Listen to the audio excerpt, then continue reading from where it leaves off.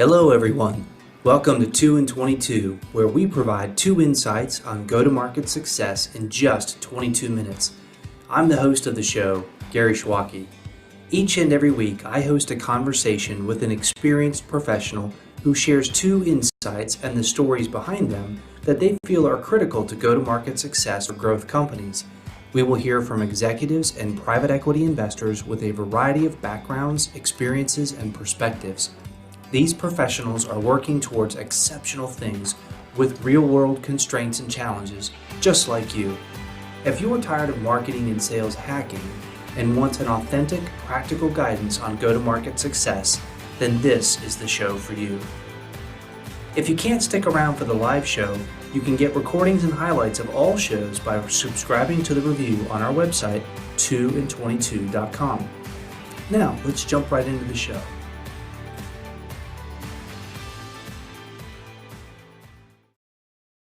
Hello, everyone. Welcome to another episode of 2 in 22. Very excited to have my good friend Andy Horwitz on today's show. And he's going to lead us through his journey of building a software company over almost a decade and the eventual sale to Vista Equity. And if you're paying particularly close attention, you might see some commonalities with the intro. So let's introduce Andy. He's a former co-CEO of Black Mountain Systems, which was acquired by Vista Equity about a year and a half ago, and it's now merged together with another company called Allvue. It was an incredible journey. He was left an investment banking background to help be part of the founding team and learned a ton, and it's a really great story. I think we're going to learn a lot. And is currently an investor and advisor largely in fintech and other growth-oriented companies. So without further ado, let's welcome Andy to the show. How are you? Andy, how are you? I'm doing good. I'm doing good. I'm going to throw out one quick correction. It was over a decade. It was 13 years. So it was a longer journey than even you imagined. I unfairly truncated that journey. You earned every one of those 13 years. So I'm not going to take any of those away. But yeah, we were just chatting earlier before we got started here about that video that you saw in the intro. Andy was kind enough to be part of a panel discussion that we had. And that was in February of 2020, which we were completely oblivious to the fact that now seems like a lifetime ago. So we look back with fond memories of being able to gather as humans in the same room confidently, and look forward to being able to do that again. So thank you for taking the time to do this, at least over video form. Thanks for inviting me. I can't believe it's only been a year ago, but I also think it feels like even more than a year ago. It's so amazing, all the things that have happened over the last 12 months. Indeed. All right. So speaking of that 13-year journey, let's talk even before that. Let's talk a little bit about, what got you started at Black Mountain, and then really just an overview of perhaps the various stages that you went through along the way and how those formed your 2 insights to go to market. Sure. Well, obviously, as you know, since we worked together back in the investment banking days, I wasn't always an entrepreneur, and I've never been a tech guy, even though I've now worked for a tech company for over 13 years, and I'm now pretty actively investing in other tech companies. I really came to this through really chance by meeting 2 guys who had what turned out to be a really good idea. And I brought with me my perspective as an insider in that industry, and joined in 2007.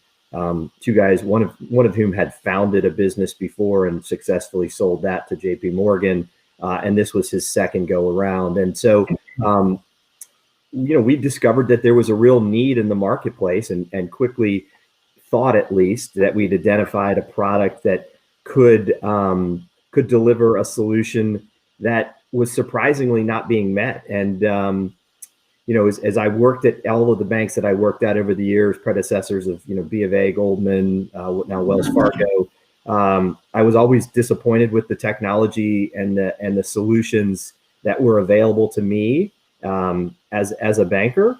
And so this was an opportunity for me to share some of the frustrations I had and solve them using the tech and operations talents of the partners that I met in 2007. So we started out building a data aggregation tool, and I remember when I first, was on one of my first pitches with my partner, he said, "Well, we're kind of like the Seinfeld of technology." They asked, "What does the product do?" They said, "Well, the product doesn't do anything. It does whatever you want it to do." And I said, "Listen, that's a terrible answer. You can't tell someone who's about to spend six figures or maybe seven figures that your product does nothing." And so we know you have problems, and we're certain this will solve it, but you got to figure out how that's going to happen. Exactly. And so it kind of goes back to thinking about when we ultimately get to the two things.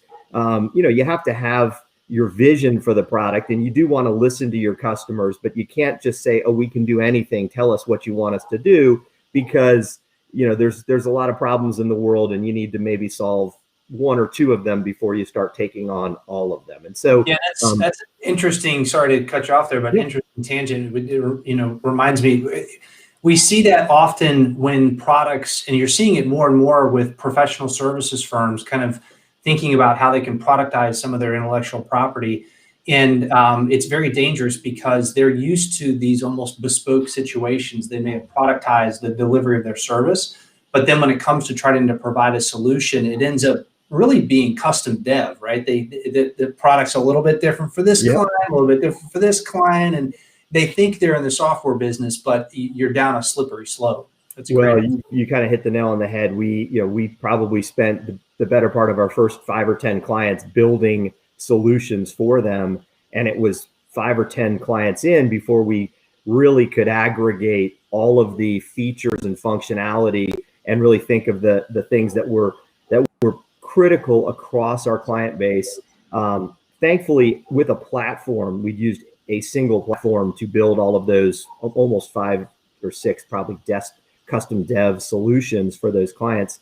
And then we brought back all of the lessons learned that we saw applying across those clients into what we called our core product. And we ultimately hadn't invested in enough in product development in those early years. And we did eventually come back and build, we called our product Everest, and then we built what we called Apex, which was theoretically the top of the peak.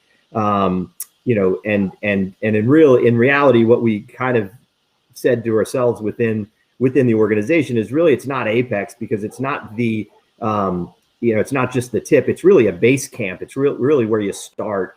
And it's the things that everybody needs. Everybody reaches base camp. Not everybody reaches the apex of Everest. And so we found the things that were common across all of our clients, and we delivered those in the base camp version. And then we had more professional services than maybe we would have liked early on.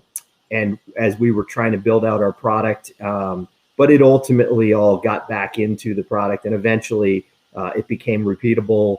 And thankfully there was no branches of code. It was all one solution for all of our clients, no matter how different the end use or the look and feel of that solution was, tailored to those clients.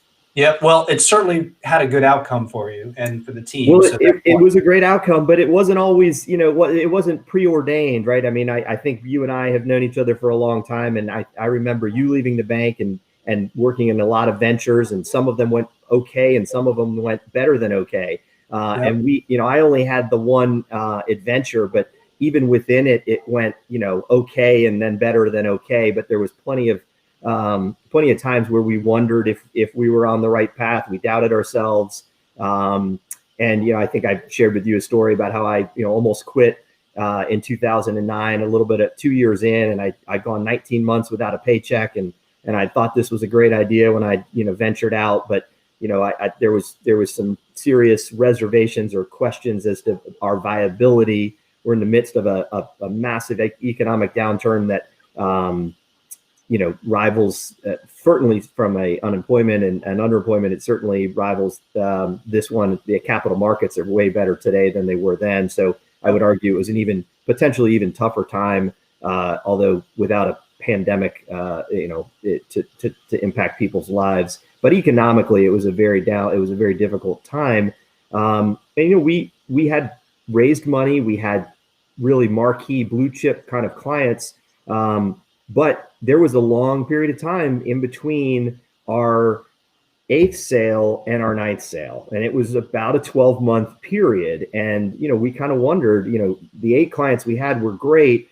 We had 12 people at the time, but the 8 clients didn't pay for the 12 people. So we were burning cash. And, there was a point where you wondered, does this end the wrong way? And so, we ultimately had not just one, I would argue kind of 2 really great outcomes. First with our partial sale to Stone Point.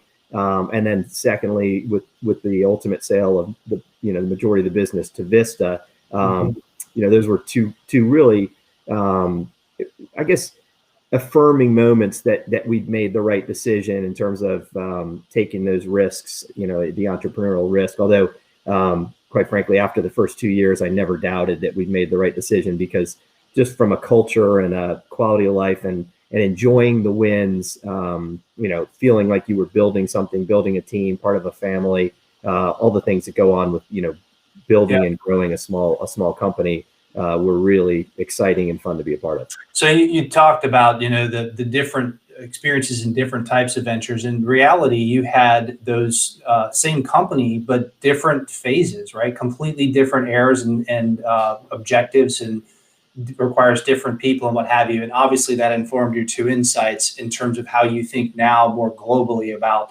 what really led to that overall success in terms of go-to-market. What are those 2 insights from you? Well, I think the first is I'm a sales guy. It's how I'm wired. And no matter what role I was in, whether it was as a banker, as a salesperson at Black Mountain, or ultimately the CEO at Black Mountain, sales was really important to me. So, apologies to Glenn Glary, Gen Ross, and Always Be Closing, but I'm always be selling, because it's not just about the close, although that ultimately is one of the goals. But it's just that you never know who's going to be your next client, your next employee, your next investor. So you're always selling. You're your firm's brand ambassador, and it's critical for you to be constantly to understand your business better than anybody else, and to be able to share that vision effectively and quickly with people to enable the growth to come. Because ultimately, while the product matters, and we were a product based company, sales matter first. And without that customer feedback, without understanding how to bring all of the 5 or 10 first clients' best practices back into the product, we wouldn't have had 5 or 10 clients to share, to bring those thoughts back to or back from, if it weren't for the sales. Ultimately, waiting for the perfect product is not the right solution. I've had to, unfortunately, now as an advisor and investor in a number of fintech businesses, it's always the challenge is oftentimes I find founders really wanting to build the perfect product. And there's a couple different lines there. Perfect is the enemy of good enough. You just got to get your I think Steve Jobs said something about shipping it is the real art, and that's it's about, you've got to get something out in the market to get that feedback. And it's not that you listen to everything your customers tell you, because I think customers and prospects in particular will tell you lots of things that they need or want. But I find that when the push comes to shove, if you're trying to get them to sign on the dotted line and you ask them to put the pen to paper, you find what's really important, and you ask them to pay for it. And when people are pushed to what they pay for, you find out what really matters. And so that's, we found that, ultimately you've got to get customers in order to get that feedback, because prospects will tell you lots of things. And if you spend your entire life building the perfect product for the prospects that have not committed a single dollar, you end up with, I think in that video that you pointed back to from a year ago, I talked about the Simpsons car, that episode that always resonated with me. Homer Simpson is the consumer who's, charged with designing the perfect car. Well, he builds this huge clunker of a car that has every feature any person has ever wanted at a price point that nobody could ever afford. And that's what you end up with if you put your product ahead of your sales. I mean, you've got to you had a good idea. Obviously, you're running a business, you've gotten some funding or you're self-funding, and you've been able to build something. Believe in yourself, believe in your idea, believe that you have a product market fit, and go sell it. And that's how you'll improve it. That's how you'll iterate. Obviously, iteration is key. Learning from, your mistakes quickly, adapting, evolving. Yeah, it's an interesting, because we were working a lot on this, especially, which is really fun, the concept of product-led growth, which you hear about all over the place in software, but we actually believe it's broader than that. As you think, I hate to use the term digital transformation because it's so polluted, but it's really what we're talking about is many of the touch points that have historically been even telephone or otherwise need to be more digital. And so it's easy to get caught up in this idea of, well, the product has to be able to sell itself. But like you, the place where you learn the most, and I'm sure you were the same way. I mean, my first software company, we sold our first customers with PowerPoint, right? There was no product on the other side of that, but we had a vision for it and we learned a ton, and we were asking people to effectively prepay for it. And I think that's a lot of it, is that it's a balance between let's go build what people will buy. That to your earlier point in the conversation can be dangerous, because then all you're doing is custom deving whatever people are willing to pay for versus really solving a problem and identifying those common themes. But you can't be back in a laboratory asking questions without asking for financial commitment, because then and only then do you really know. And so another element to that is this next feature fallacy, right? Oh, if we just had this next feature, we're going to explode this market.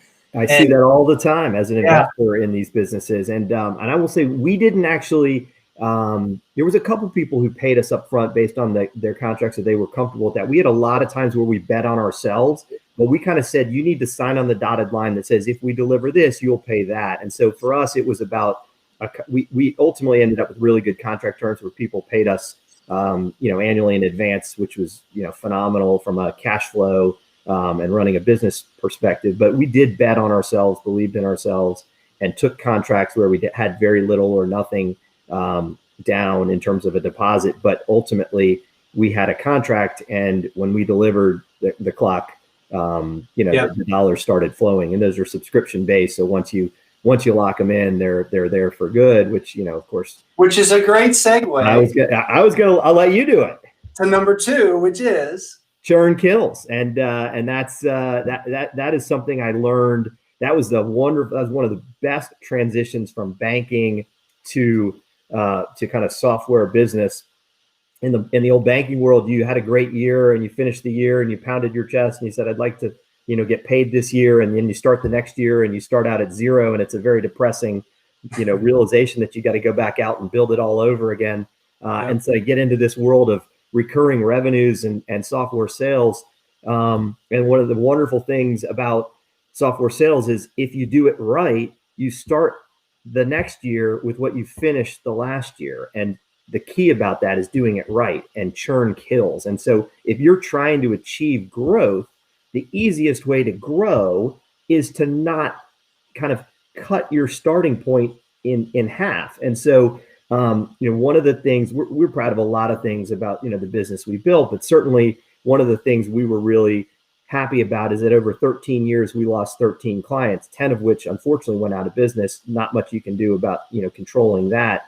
The other 3 were ones that, that bugged us, gnawed at us. We tried to figure out, why, how can we get them back? I think one of them was a first 2 years kind of early, that we ultimately got back and won back 10 years later. And so it felt great.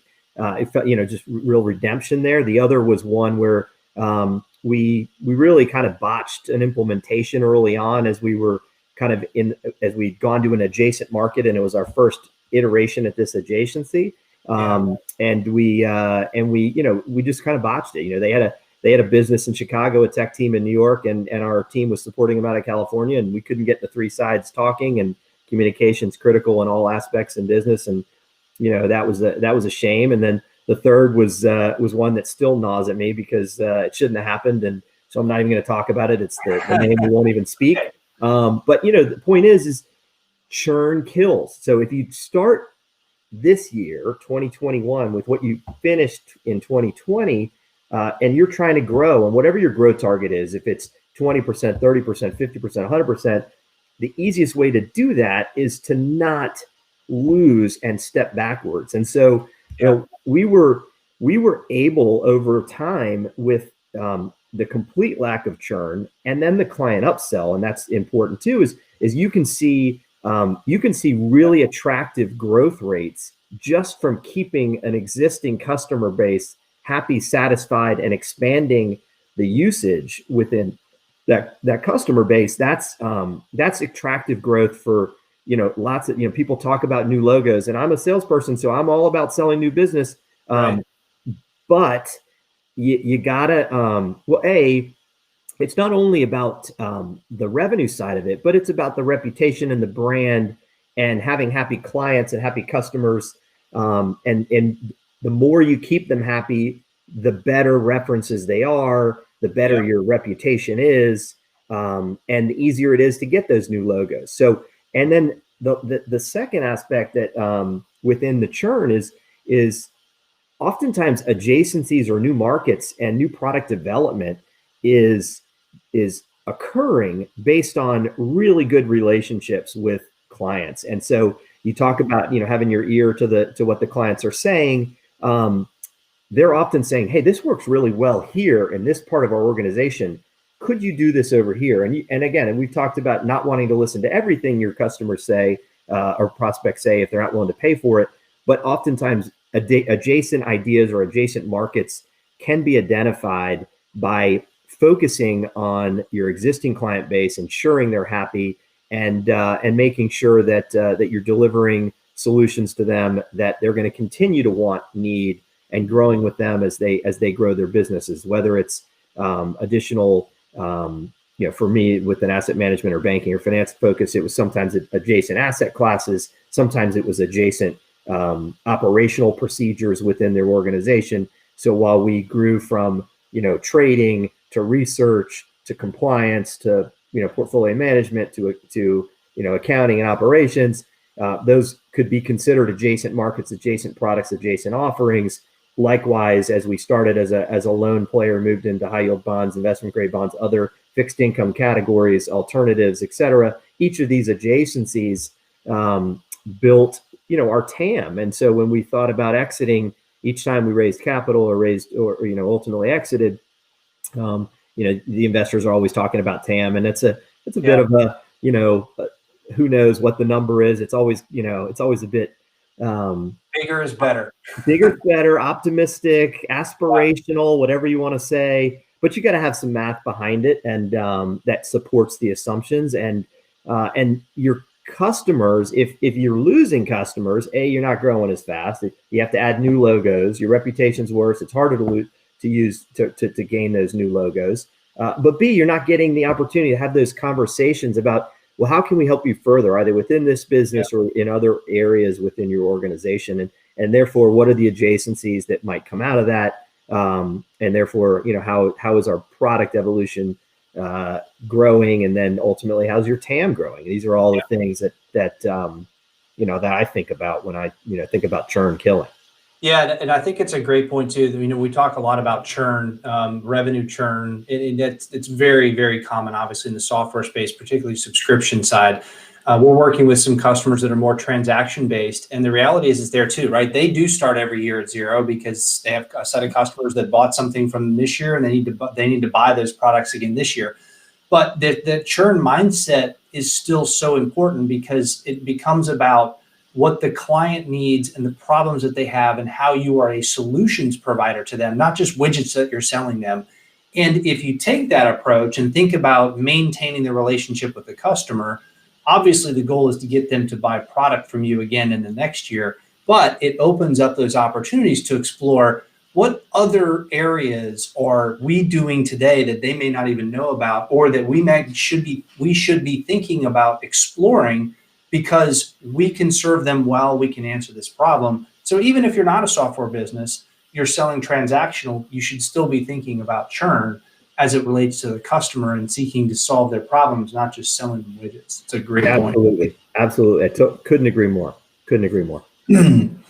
Excellent. So I know you had, we were chatting earlier also about the importance of people, right? So it's almost hard to pick two aspects of that, but we both agreed that, look, people is so important everywhere. So just talk a minute about that, because you had the benefit of really over that 13-year period of starting with a really small core group of people and having so many different phases, going from 10 to 100 to more, and that they're just completely different aspects to building a team. What was that like, and what are, as companies are working through that now, what are some things that you found that really worked for you? Sure. Well, I mean, listen, I think people are critical. It's a people business. Everything's a people business, right? So whether that's the first two topics, always be selling, right? That's these are people to people interactions. Churn killing, that's staying close to your customers, making sure you're investing as much in your customer success team as you are your sales team, to make sure that team and that sales operation is fluid and really well set up. But yeah, I mean, for us, we always talked about culture and culture being critical. The first hires are obviously important to establish that right culture. As I talked about being a small group of 8, 10, 12 people. We're now an organization. My former firm, I'm still slightly involved in, is now an organization of over 500 people, and so that growth happens quickly. And establishing that right culture is all about hiring the right people, and that's ping pong and beer is fantastic for as a perk, but that doesn't define a culture. And ultimately, you're trying to create this kind of a shared purpose that will attract and retain and motivate the team. And so you got to do your homework before you talk to people, build the relationships with that team, understand what drives them. And that's true with your employees, your clients, your investors, for everyone. So we had a few things that we did. Right? We had the no asshole rule. I'm not sure if that's allowed on the podcast, but we'll say no a-holes. So don't hire a-holes. Don't tolerate a-holes. Don't be an a-hole. Yeah. And establishing the right level of competency is important too. And so if you think you need to fire someone, you probably should have already done it. You may need to do it, and you need to give them a plan that communicate clearly where the deficiencies are. Give them a plan, allow them the opportunity to improve.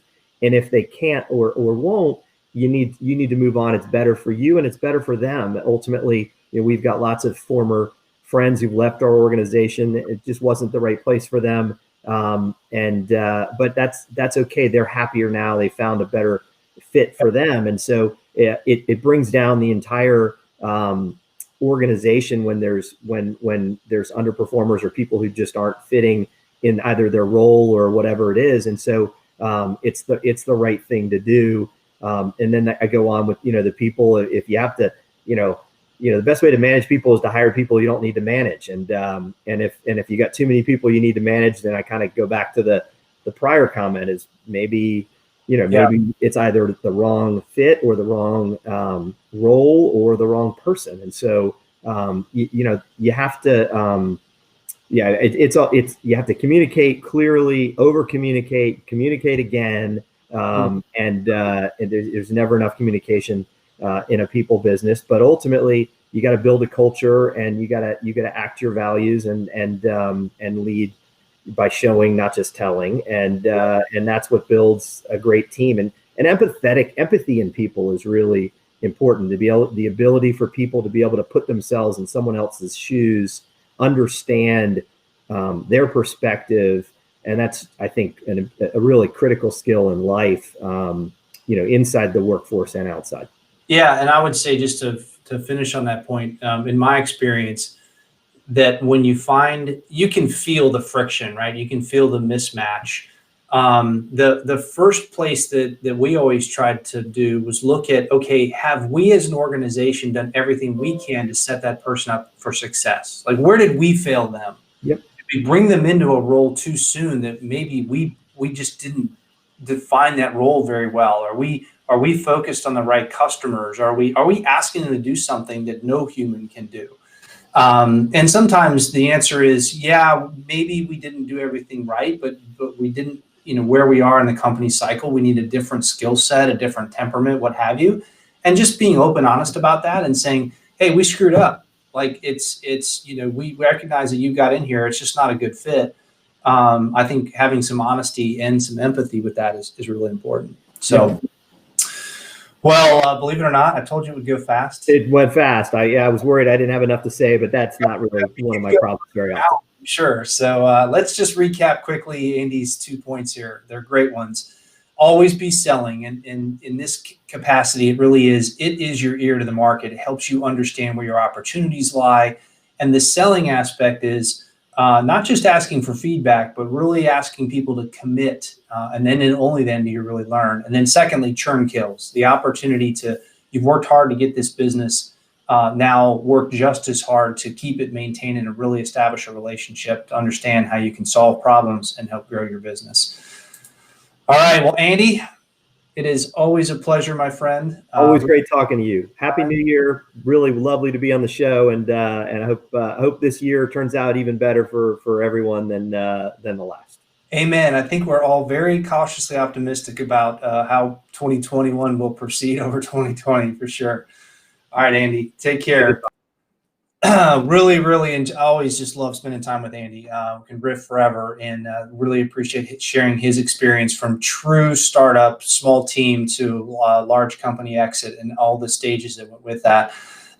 So appreciate the time to everyone. Enjoy your time, and we'll see you next week on 2 and 22. Thank you so much.